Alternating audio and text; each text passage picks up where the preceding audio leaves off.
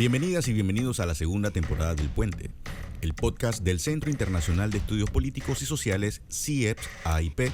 Esta nueva entrega está dedicada a explorar y comprender la posición de Panamá frente a los Estados Unidos en un momento clave para el orden internacional. En el análisis de las relaciones internacionales y la ciencia política, los estudios de caso adquieren especial relevancia cuando se abordan desde una perspectiva comparada. Por ello, en este episodio, nos trasladamos al contexto europeo para examinar cómo la Unión Europea ha respondido a los desafíos planteados por la actual administración estadounidense. Una estrategia que interpela no solo los vínculos económicos, diplomáticos, políticos y militares entre ambas potencias, sino que también pone en tensión el modelo social europeo y su proyección global. Para analizar este complejo escenario, nos acompaña el economista Pedro Caldentey del Pozo, especialista en economía del desarrollo e integración regional comparada. Pedro es team leader de la facilidad Eureka de la Unión Europea en Centroamérica, así como profesor e investigador en la Universidad Loyola Andalucía.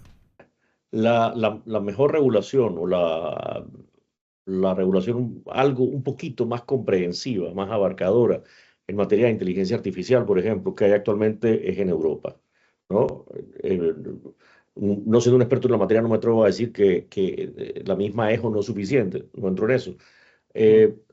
Pero sí me atrevo a mencionar, porque he leído sobre el tema, que la mayoría de las otras regiones y grandes países están infrarregulados, ¿no? Ante un tema que además no manejamos adecuadamente, no conocemos sus alcances y demás. ¿Qué tan importante es esta temática para la Unión Europea? Es decir, entrando en un tema que entiendo que es especulativo, ¿la Unión Europea estaría dispuesta a defender su marco regulatorio en materia de inteligencia artificial, o es uno de esos temas que sería sujeto a una amplia negociación posiblemente con los Estados Unidos? ¿O es muy temprano sencillamente para saber qué curso va a seguir esa materia? Sí, a mí me parece que es uno de los temas que está en discusión dentro de la Unión Europea. Efectivamente, todavía solo salen mensajes de intención, pero no tenemos todavía certeza. Pero yo creo que sí, que la Unión Europea tiene que definir un marco regulatorio que siente que la inteligencia artificial está controlada por muy pocas empresas y que hay graves riesgos sobre la información y sobre las implicaciones que eso puede tener. Yo creo que la Unión Europea está por regular eso y esa regulación pues traerá tensiones. A mí me parece que la Unión Europea no puede renunciar a regular la inteligencia artificial. Otra cosa es que haya margen de negociación, pero ese es un tema que explotará pronto seguramente. Claro. O sea que ahí hay otro espacio para la diferencia posiblemente en el futuro próximo. En el futuro más cercano, el de hace apenas unas horas atrás, han entrado en vigor los aranceles al acero y el aluminio, ¿no? ¿Cómo es recibido esto en la Unión Europea? ¿Cómo afecta a la Unión Europea? ¿Qué medidas estaría contemplando la Unión Europea sobre el particular?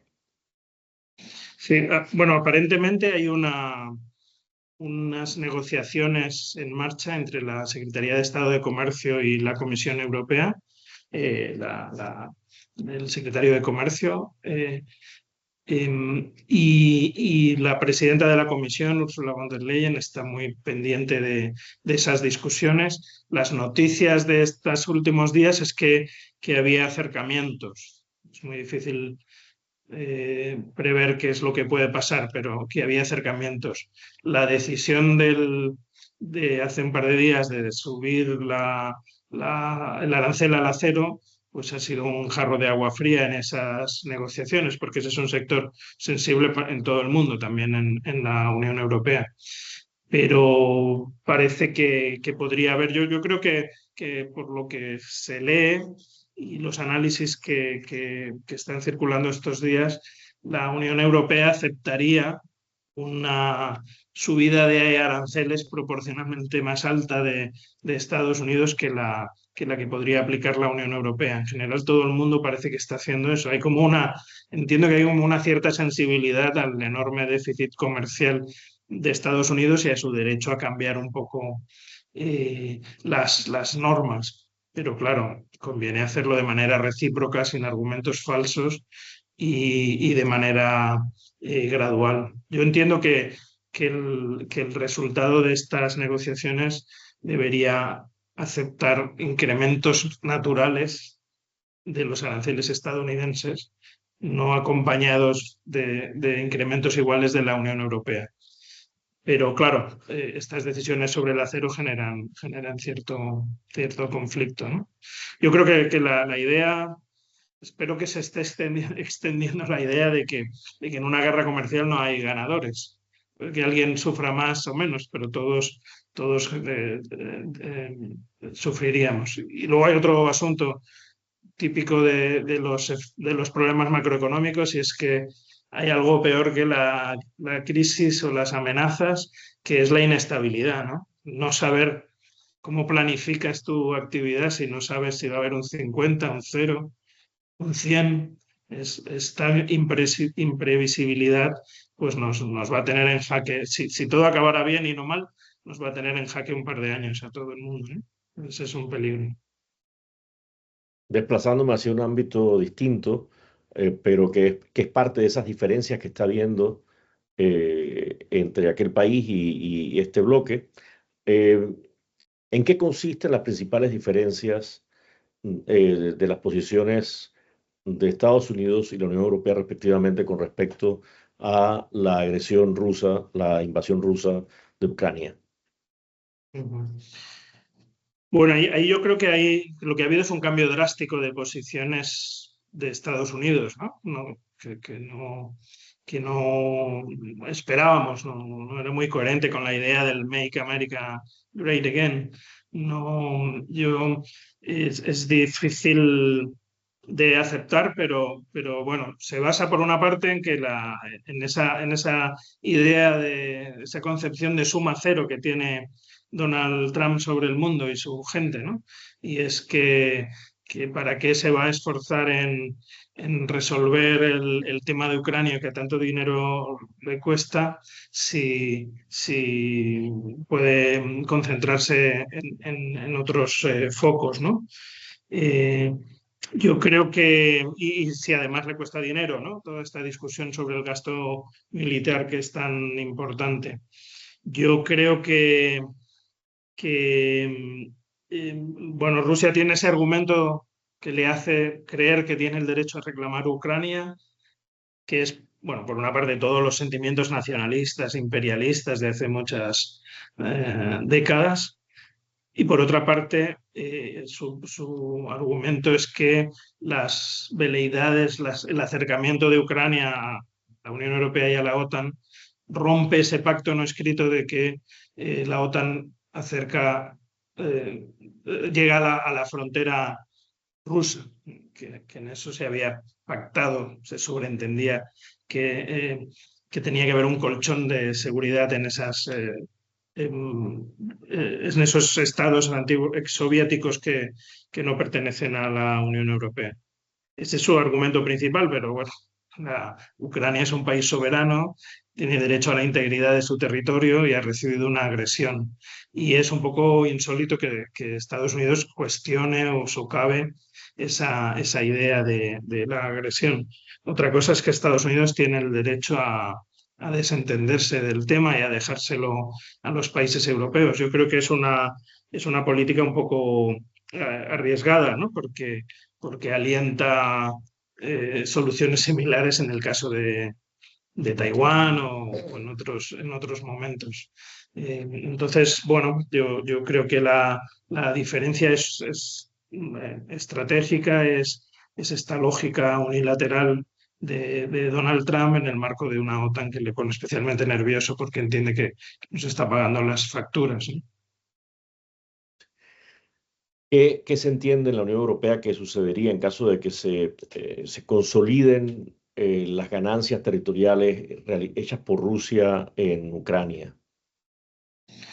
Bueno, mira, en la Unión Europea, quizás, por ejemplo, a países como Italia o España o Francia nos queda lejos Rusia, pero hay países para los que su identidad tiene una gran amenaza, que es Rusia, ¿no? Todos los países bálticos, Polonia, algunos países, también Hungría, pero algunos de los países de la antigua Unión Soviética, del entorno soviético, que sienten ahí una gran amenaza.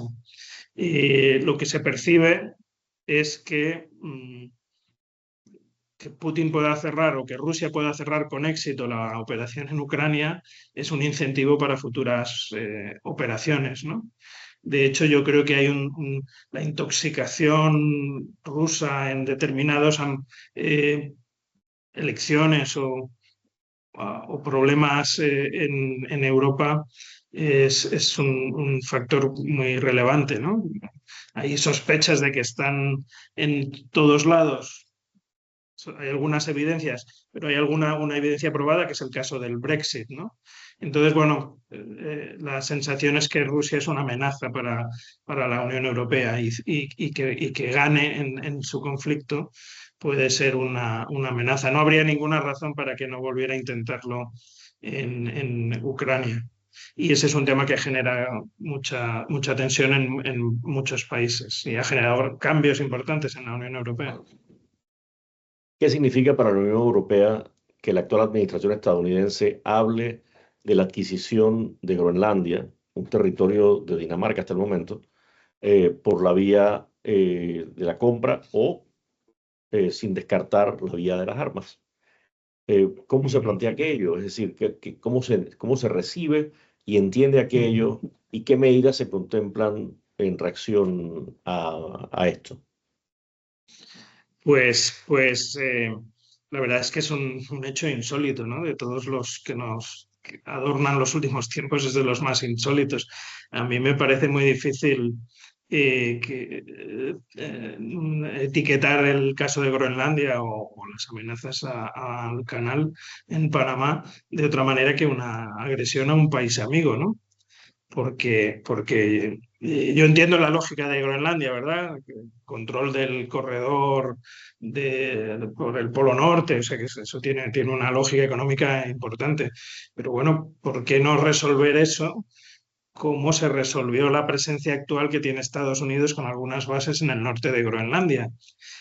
¿Qué necesidad tiene de exigir la propiedad de Groenlandia o de comprarlo? A mí me parece que ese es un movimiento muy agresivo. Los gestos, además, que ha hecho Estados Unidos son muy raros. Y un poco en relación a las intoxicaciones que mencionaba antes, se basa además en un elemento muy desestabilizador, que es jugar con los sentimientos independentistas o autonomistas de la población de Groenlandia, ¿no? Estoy seguro que allí habrá movimientos vía redes sociales y de todo tipo para animar a la ruptura entre Groenlandia y Dinamarca. Pero oye, eso es lo mismo que ha estado haciendo Rusia en Cataluña, o lo que hizo en el Brexit, o las interferencias que no sabemos muy bien de dónde vienen, aunque nos lo imaginemos en las elecciones en Hungría o en Rumanía, ¿no? A mí me parece que es muy difícil no entender eso como una agresión, a mí, y creo que es una línea roja, ¿no? Una línea roja, porque estamos hablando de un terreno que pertenece a un país miembro de la OTAN y de la Unión Europea. Entonces, la respuesta tendría que ser común, la respuesta a ese chantaje debería ser común. Sobre todo es absurdo, ¿no? Porque la sociedad internacional, las Naciones Unidas, tienen mil formas de organizar la gestión de ese territorio de manera razonable para todos, como hacemos con el Polo Norte y con la Antártida. Y es un poco insólito. La verdad que me cuesta entender de dónde surge esa decisión. Gracias. Una, a ver, una de las fuentes de diferencias ya por algún tiempo sostenidas entre la Unión Europea y los Estados Unidos es el tema del porcentaje del PIB dedicado a la defensa de los países miembros de la OTAN, pero en general de los países de Europa, ¿no? Eh, Se ha hablado hace ya algún tiempo de que debe subir al 2% del PIB. Ya hay varios países que han estado tomando medidas en ese sentido. pero ahora se habla ya no del 2%, que es un porcentaje muy importante del Producto Interno Bruto, y un porcentaje evidentemente todavía mayor de los presupuestos nacionales, sino del aumento al 5% del Producto Interno Bruto Mm, de cada país miembro de la OTAN, lo que me imagino que acabará afectando al resto de países de Europa, sean o no miembros de la OTAN. Eh, y cuando se habla de un porcentaje tan alto, ya el 2% entiendo que tenía una afectación de impacto en los presupuestos nacionales. Si ujú. se llegase a esa figura, a esa cifra del 5%, me pregunto si eso, bueno, evidentemente está el tema de si es viable o no, de qué medidas se están tomando, pero además está el tema de si ese 5% ya no empieza a afectar, a horadar los estados de bienestar europeos, ¿no? Eh, eso sin hablar de que, bueno, haría de Europa, curiosamente, una zona posiblemente tan armada como lo era antes de la Segunda Guerra Mundial. Es decir, Mm. sería un modelo un poco raro el de una sociedad armada para la guerra, pero diseñada para la paz, ¿no? Es posible, pero sería, me parece a mí un modelo distinto al actual modelo social europeo, ¿no? Mm. Eso por una parte, ¿no? Y concatenado, ¿no? En vista de la actual actitud de la administración estadounidense, que ya se ha manifestado en otros momentos de modo quizás menos claro, de un cierto desapego de Estados Unidos en materia defensiva frente a Europa. Me pregunto si no llegó el momento de que Europa retome aquel proyecto de la década del 60, si no me equivoco, del general de Gaulle, ¿no? Que hablaba de la necesidad de constituir, ¿no? Un núcleo de fuerzas defensivas europeas, ¿no? Me pregunto si Ujú. eso es parte de lo que está ahora mismo, de lo que se está pensando, proyectando, planificando, etcétera. Sí, sí, sí, es un tema que está en primer plano del debate europeo. Efectivamente, bueno, y ha sido un conflicto con Estados Unidos desde los tiempos de Obama, ¿no? Yo recuerdo, no sé si antes, pero recuerdo a Obama diciendo, señores europeos, tenemos que equilibrar el gasto de defensa porque Estados Unidos hace un esfuerzo desproporcionado, ¿no? Nosotros, la verdad, yo creo que en eso tienen parte de razón, ¿no? Porque nos habíamos acostumbrados a que la defensa estuviese un poco a cargo de Estados Unidos y nos ha venido muy bien no tener que hacer un esfuerzo tan significativo ni tener que trabajar, a pesar de que, como decías, en los años 60 hablábamos en la Comunidad Europea de Defensa pero de repente el tema desapareció, ¿no? Porque efectivamente estábamos construyendo un Estado social europeo y había competencia de fondos. Hoy yo creo que eso ya no es sostenible. Yo creo que el marco de la OTAN está todavía vigente, aunque hay mucha gente dentro de la Unión Europea que dice, bueno, vamos a invertir en defensa, vamos a ganar autonomía en defensa y luego vamos a ver si procede que sea la OTAN con esas estructuras de gobierno donde Estados Unidos tiene tanto poder y condiciona todas las decisiones. Yo creo que sí que la Unión Europea ha entendido eso. Josep Borrell, el anterior alto representante, fue muy explícito en esta necesidad de que la Unión Europea ganase autonomía estratégica en todo y también en defensa. Claro, las políticas, la opinión pública europea lo recibe mucho mejor en los países bálticos o en Polonia que en países como España, Italia, Francia o Irlanda. Y ahí hay es un debate que va a plantear algunas dificultades. Eh, ahí ha habido otra cosa que es un salto en las cifras, de nuevo, ¿no? Ese 5%, no sé de dónde surgió, eso sí viene del segundo mandato de Donald Trump. Tradicionalmente estos años nosotros estábamos hablando del 3%. Bueno, el 3% ya era una cifra importante. No sé de dónde ha salido el 5%, yo creo que es del modelo negociador de Pido 5, a ver si sacó 3. Pero yo en cuanto oí por primera vez que dejábamos de hablar del 3 y hablábamos del 5, me fui a las cifras del Banco Mundial a ver cuánto gasta Estados Unidos. Y gasta un 3 y pico por ciento, no llega al 5%, ¿no? Entonces es una cifra que yo creo que no es seria. Un 3%, un 2% son ya suficientemente relevantes. Eso ha generado otro debate en Europa y es esta idea del soft power versus hard power. Nosotros vamos a resolver este tema con misiles. Esa va a ser la apuesta europea, disuasoria. Ahí hay otro gran debate, es el debate del pacifismo, que yo creo que hay que contemplar también con mucho cuidado.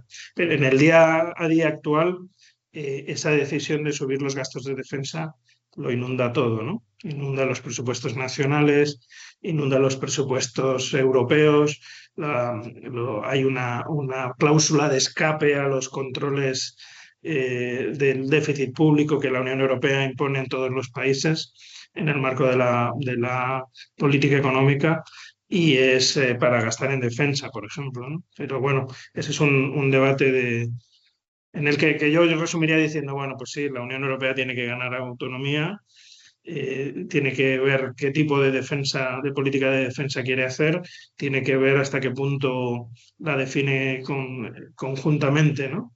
Y, claro, eso está sujeto también al caso de Ucrania. Tiene el problema, nosotros tenemos la posición de Donald Trump es gasten más y gástenselo en nosotros. Nosotros les damos las armas y ustedes den. Y la Unión Europea pues dice, oye, pues ya lo gastaré donde vea, pero la Unión Europea no tiene una industria militar suficiente. Entonces, efectivamente, depende de Estados Unidos, de Israel, que eso es otro ruido en este debate, y otras potencias que tienen capacidad armamentística. Es un dilema importante, tienes razón. Hace algún tiempo,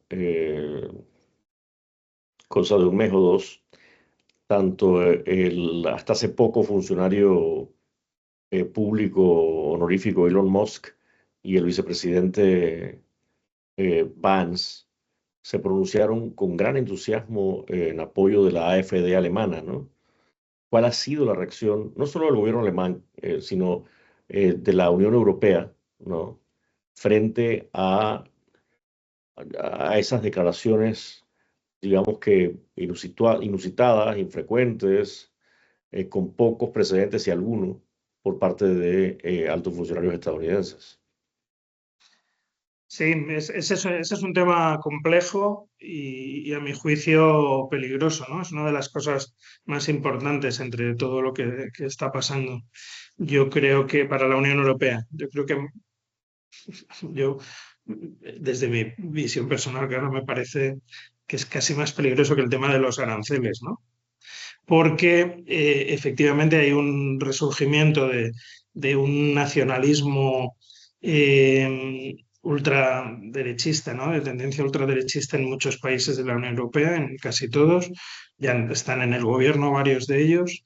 Esto no nace de Donald Trump, pero sí nace de los movimientos asociados a Donald Trump en Estados Unidos, y hay una especie de conexión de todos ellos, ¿no? Y ahora Trump, pues lo que se ha convertido es un incentivo, en un referente para estos movimientos, que aunque no nacen de Trump, sí se refuerzan por Trump. En Hungría, por ejemplo, ¿no? El caso de Orbán es muy claro, el caso del nuevo jefe de Estado rumano, que es un personaje bendecido públicamente por Donald Trump. Acaba de caer un gobierno con una presencia muy importante de la ultraderecha en los Países Bajos. Está el Frente Nacional, que podría llegar al gobierno en Francia. Está Vox en España, que podría llegar al gobierno. Hay toda una red de movimientos de este tipo que ahora, de manera circunstancial, se acoge al paraguas de Donald Trump, que me parece muy peligroso. Claro, los países, también los presidentes, los gobiernos europeos hacen gestos de cercanía pues con los demócratas o con los republicanos cuando hay elecciones, pero pero ahí hay un límite entre la injerencia y, la, y las expresiones de camaradería que es difícil, ¿no? Es muy difícil de cortar, ¿no? En la gestión de las redes es un tema delicadísimo en todo el mundo, ¿no? Pero también en la Unión Europea. Hay un problema adicional y es que, por alguna razón que yo soy incapaz de explicar, pero los jóvenes, la presencia de este tipo de movimientos entre los jóvenes europeos es muy significativa. Y eso es difícil de entender, ¿eh? Pero bueno, no es un fenómeno europeo, es también universal. Y entonces eso genera claramente un debilitamiento de la Unión Europea. Más allá de casos específicos, en el Parlamento Europeo, el tercer grupo político, después del Partido Popular Europeo y del Partido Social y del Grupo Socialdemócrata Europeo, son los patriotas, ¿no? Entonces son movimientos de este tipo. Y eso sin duda tiene ya influencias importantes en el día a día de la Unión Europea. Sí, yo sigo con asiduidad el ascenso de la ultraderecha en Europa y desde hace algún tiempo ya. Y me llama la atención que en balance, año a año avanzan. Es decir, sí hay momentos de retroceso, pero si tú sumas los avances, bueno, a lo que mencionabas, por ejemplo, por citar algo reciente, eh, me parece oportuno mencionar que Chega, ¿no?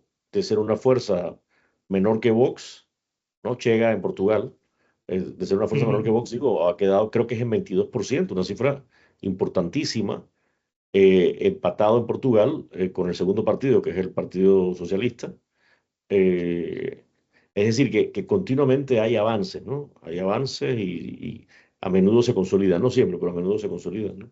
Y esa combinación de fuerzas que son frecuentemente euroscépticas, que tienen cercanías, no digo que todas, digo que muchas, cercanías a las posiciones de Rusia, y que además tienden a cuestionar el modelo social europeo, me imagino que más allá de las posiciones individuales de cada cual, por esos tres factores acaban siendo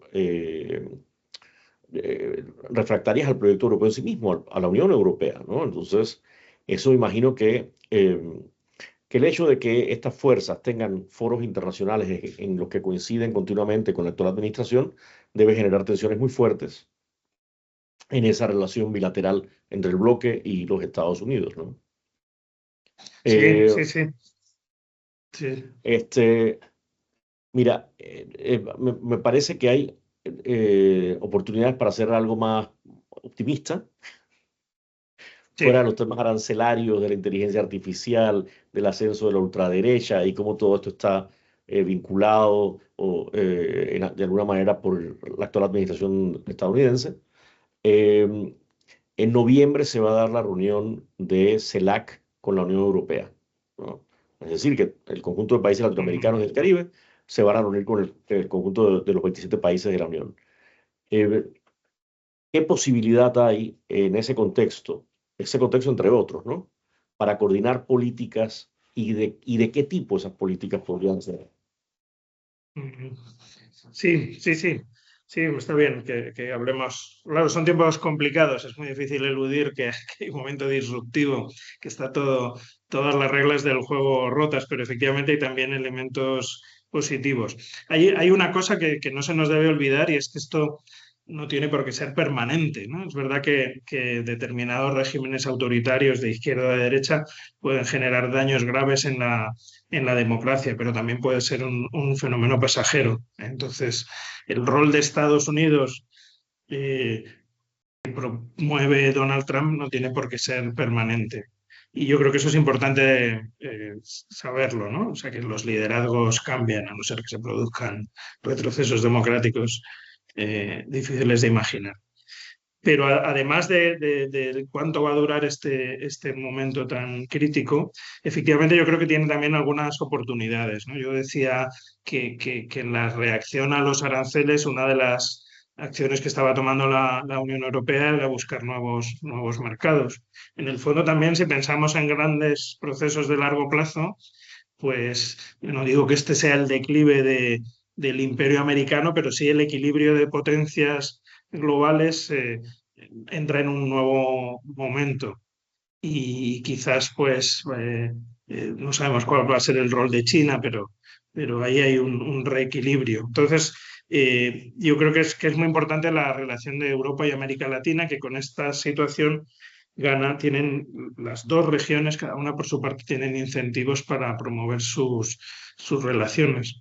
Afortunadamente, habíamos recuperado la formalización del diálogo Europa-América Latina con la cumbre EU-CELAC que se celebró el año 2023 en Bruselas, después de muchos años, de 8 años sin cumbres entre las dos regiones. La reunión del 2023 fue muy buena noticia y yo creo que ha venido acompañado de un refuerzo del diálogo, de la cooperación y del comercio entre las dos regiones. Y yo creo que a las dos nos interesa, ante las dificultades que genera un actor tan importante como Estados Unidos, ofrecernos como socios fiables, que también tenemos una alta coincidencia en valores y en concepción del mundo, aunque luego tenemos liderazgos muy diversos en cada región, ¿no? Pero yo creo que bueno, esto consolida de nuevo, o con más fuerza ahora, la importancia de esta relación. Yo creo que además, a partir del año 2023 se han puesto en marcha determinados novedades, colaboraciones en ámbitos como la transición verde o la transición digital. La cartera de acciones de Estado de la Unión Europea con Panamá es muy significativa, ¿no? Yo creo que la Unión Europea ha adoptado esta apuesta por el Global Gateway, que es una agenda de inversiones que intenta incrementar la escala de sus intervenciones con una mezcla de cooperación, de financiación, de sector público y privado, latinoamericano y europeo, que puede generar algunas oportunidades muy significativas, ¿no? Ya de hecho hay algunas iniciativas muy interesantes como la de la interconexión eléctrica en Centroamérica. A mí me parece que la Unión Europea está trabajando activamente en qué quiere sacar de la cumbre EU-CELAC, que quiere proponer, que quiere llevar. Yo estoy menos pendiente porque estoy más participando en el ámbito europeo, pero es muy importante que tanto en la CELAC como en los espacios subregionales de integración se elaboren posiciones comunes para que América Latina también lleve una agenda y que se crucen las dos agendas, aprovechando los incentivos del momento y los recursos, porque la verdad es que ahí vuelve a haber recursos e interés político más que en épocas recientes. Sí, los incentivos positivos y negativos por igual, ¿no?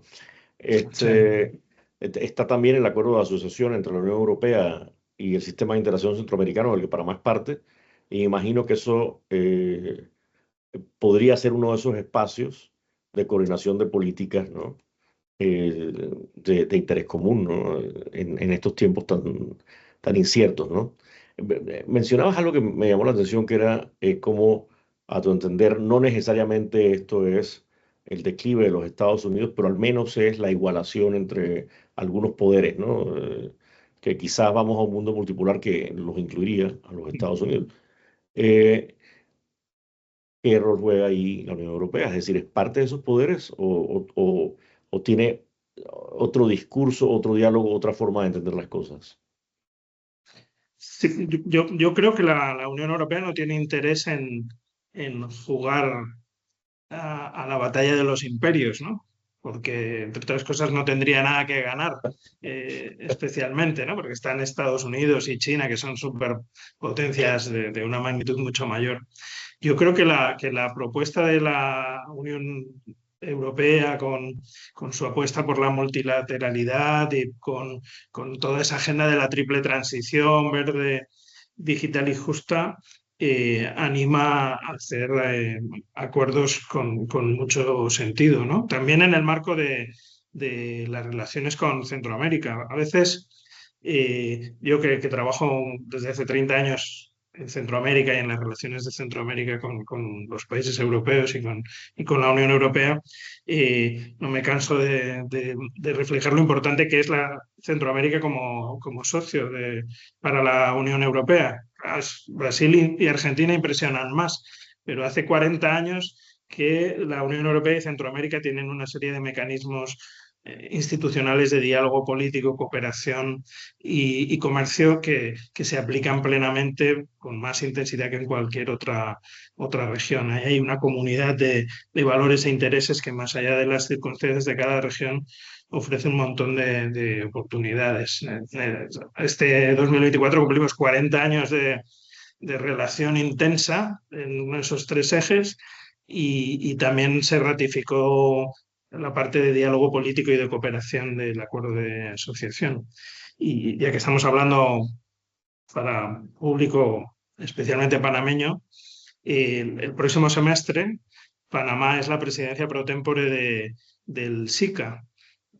Y la posición de Panamá, las circunstancias de Panamá pueden ser muy interesantes para activar de nuevo el proceso de integración, resolver algunos problemas institucionales y darle un impulso, por ejemplo, a las relaciones con la Unión Europea. Yo creo que Panamá y el SICA con la Unión Europea tienen una agenda de comercio, de inversiones alrededor del Global Gateway, que ya está muy en marcha, o de descarbonización o de transición verde, donde Panamá tiene un rol muy interesante. Y yo creo que ya es momento de que Panamá ejerza un cierto liderazgo en el entorno del SICA. Ahora mismo hace falta. Yo no sé si a Panamá le viene especialmente bien, pero al SICA le vendría muy bien esa posición valiente de Panamá en este segundo semestre. Bueno, muchísimas gracias, Pedro. Ojalá te oigan. Ha sido un verdadero gusto este intercambio. Lo he disfrutado mucho, he aprendido mucho. Ojalá que ese sea también el caso de quienes nos escuchen y vean próximamente. Sin más, te agradezco por el tiempo, por el esmero en hablar con claridad de temas tremendamente complejos. Y les invito a todos al próximo episodio del podcast El Puente del Centro Internacional de Estudios Políticos y Sociales, CIEPS AIP. Les deseo todo lo mejor.